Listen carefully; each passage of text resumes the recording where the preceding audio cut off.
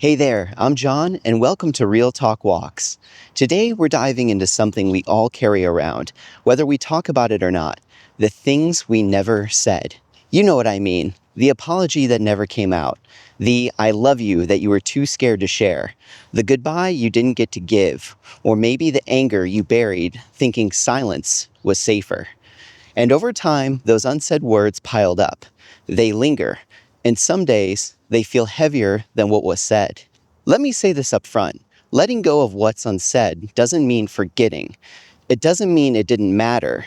It means freeing yourself from the weight of the silence. Because holding on to it, it keeps you tethered to moments you can't go back and change, but you can move forward. Let's walk through that. First, let's talk about why we hold things in. Psychologist Guy Winch says emotional injuries like regret and unresolved conversations can impact us as much as physical ones. And according to a 2023 Psychology Today article, silence often comes from fear. Fear of conflict, fear of rejection, fear that our words won't change anything. But here's what's wild. Our brains don't forget about those moments. They replay them over and over. A study from the University of Illinois found that we ruminate more on things left unresolved than things we addressed and moved on from. So even if we convince ourselves that silence was safer, it can leave emotional clutter behind. Letting go of things unsaid doesn't mean you have to track the person down and have the perfect talk. Sometimes you can't. They might be gone, or the timing's just wrong, or the damage was too deep. But you can find peace within yourself. Let me share a story that really stuck with me. It's about actor Chadwick Boseman. Most people didn't know he was battling cancer during his biggest career moments. But behind the scenes, he wrote letters, he gave private thanks, he spoke encouragement into people's lives without needing it to be public. And after he passed, story after story came out about things he did say, and the impact was huge. But here's the thing, he didn't wait. He said the things.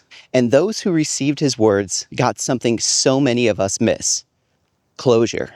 That's the power of speaking up. But if you don't get that chance, that doesn't mean healing isn't possible. Take another example, Fred Rogers. You know him better as Mr. Rogers. He once told a story about a time he didn't tell someone how much they meant to him before they passed. And he carried that weight for a long time. He said it taught him to never hold back on kind words. From that moment on, he made it a point to speak his feelings towards people while they were still here. And in sharing his regret, he helped millions of people learn to speak up. So if you've got things unsaid, kind or conflicted, it's okay to name them. Say them out loud, even if that person isn't around. Even if they'll never hear it, you will, and that's enough. All right, so how do you actually do it? Here's what helped me and what experts say works. Number 1, write the letter. Don't hold back. Say everything. No filter. You don't have to send it, but get it out. Number 2, talk it through out loud. You can do this on a walk, alone in the car, whatever feels safe. The act of saying the words gives them shape. Number 3, close the loop. Not all closure comes from others. Sometimes you create your own. Tell yourself, I've said what I've needed to say. I release this. Number 4, turn it into action. Didn't get to say you were proud of someone? Well, say it to someone else who needs it now. Didn't tell someone they hurt you? Make sure you express your feelings next time. Let the unsaid become fuel, not a wall. Let me be real with you. There was a moment in my life where I had someone I cared about deeply, and we had a falling out. Nothing crazy explosive, just distance and some miscommunication. There were things I wanted to say, but I waited too long. When I finally reached out, they had fully moved on, and for a while, that crushed me. But one day, I sat down and wrote a letter. I told them everything: what I appreciated, where I felt hurt, what I wish they knew. I never mailed it, but I folded it, put it away, and I let that be enough. It wasn't about fixing it. It was about freeing me. And maybe that's what you need today. Life moves fast, people leave, moments pass, opportunities close. But you are still here, and you still have a voice. And when we carry around what's unsaid, we carry tension, regret, and resentment.